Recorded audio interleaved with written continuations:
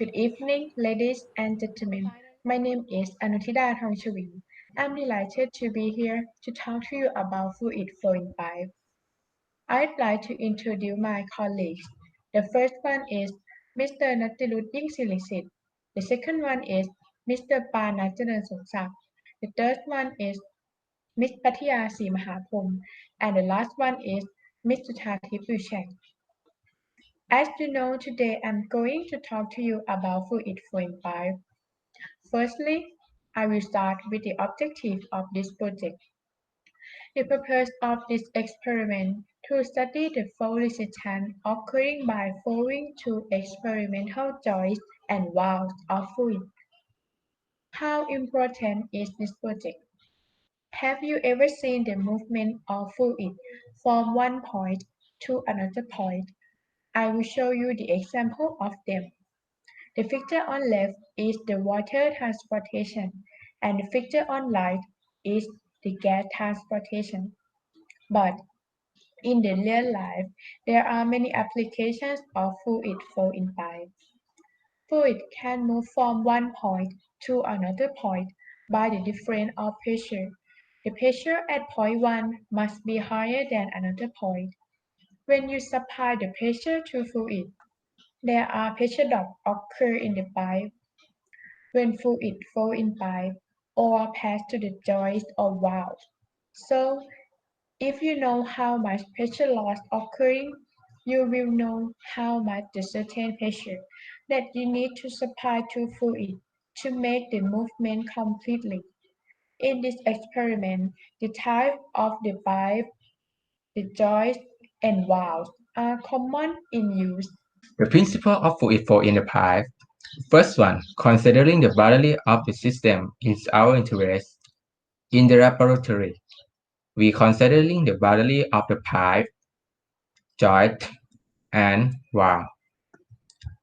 The second, starting to calculate the friction loss in the pipe by using the energy balance equation.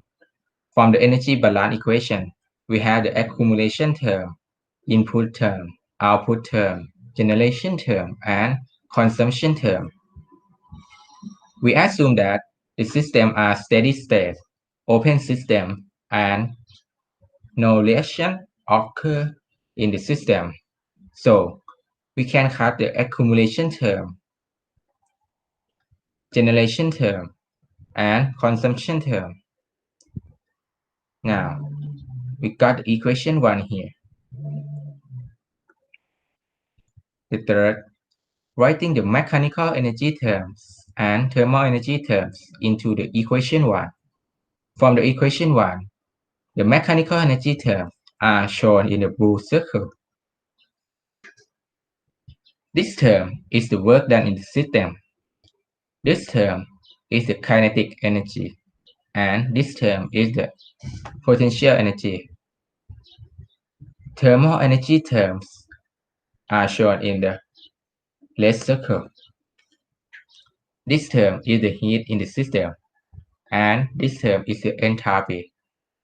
We assume that no heat transfer into the system, and effect of pressure is less because it is a compressible fluid for the liquid phase. The effect of pressure is the direct effect into the internal energy, and we will describe in the next page. From the definition of the enthalpy, H defined is U is the internal energy plus P is the pressure done in the system multiplied by V is the volume of the substance, and this relation is the density of the substance defined as mass of the substance is m over the V is the volume of the substance. Substituting this relation into the previous equation, and we got the new equation here. From the assumption, we can cut heat term and internal energy term from the both sides of the equation. And we got the equation 2 now.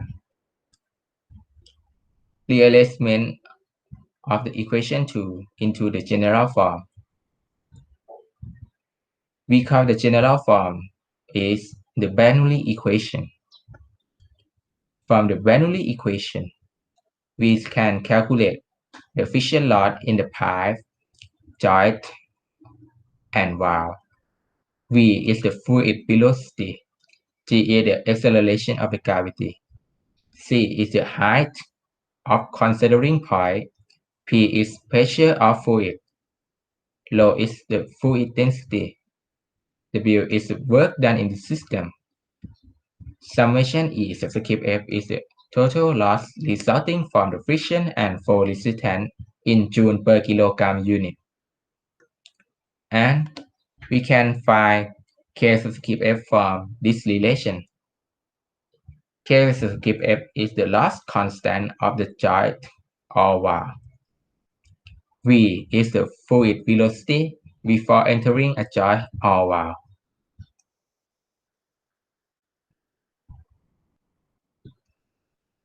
For the procedure of fluid pipe is step 1. Turn on or off valves, and then let fluid flow through the system. Step 2. Choose the pipe that we want to do experiment. Step 3. In this experiment, we use the pump to send the water to the system. So we set the work of pump 1000 joule, and then we turn on the valve and turn off the others. Step 4. Measure volumetric flow rate by using the cylinder tube 1000 cubic meters. We measure by being the cylinder tube to receive the water and count time until it's full of water and record the results. Step 5. Measure the height of manometers, the height and length of the pipes, and record the results. Step 6. Repeat step 2, 3, 4, and 5 and change work of pump to 1100 and 1200 joule respectively. Step 7. Repeat the step 2, 3, 4, 5, and 6 and change the valve to the others. In this experiment, we will study the flow resistance and find the friction loss coefficient and roughness of the pipe, in which each pipe has different flow resistance. The friction loss coefficient is determined from the pressure drop by using a manometer, which it measures the height of the water that has changed. When pumping the water into pipe, we will use three speeds: 1000, 1100, and 1200 revolutions per minute. The results show that when the pump speed increases, the pressure drop will increase, resulting in high friction loss. In fact, the same type of pipe or valve and fitting should have the same friction loss coefficient and the roughness, but in this experiment is not equal. In the next page, show the cause of error in this experiment, which may be caused by incorrect of volumetric flow rate or pressure drop. The air bubble in the water and tube while measuring the pressure drop, and the calculated roughness is negative, causing maybe the short length of the pipe, resulting in the fluid to not adjust to fully develop. Conclusion: for the experiment fluid flow in pipe, we want to find the friction loss. We have to use mechanical energy balance. The friction loss is depend on the pressure drop measured using a manometer. The pressure drop vary by pipe type, such as globe valve, 90 elbow, horizontal vertical straight pipe, bond valve, steel straight pipe, and will depend on the potential energy. When we know the friction loss, we can find the friction loss coefficient from the flow to joist and valve, and find the roughness that flow to a straight pipe. From the table, show the value obtained from the experiment. We will find the friction loss first, and then find the friction loss coefficient and roughness. The next page. Application: choosing the type of pipe or valve used in the industry to reduce friction loss that will occur in the process. Choosing the appropriate pump for industrial process to help reduce electricity bill within the industry. Finally, I would like to include this project. The flow resistance is important for fluid flow in pipe. You can find it by calculation, then can choose the pump or compressor or anything which is suitable for your system.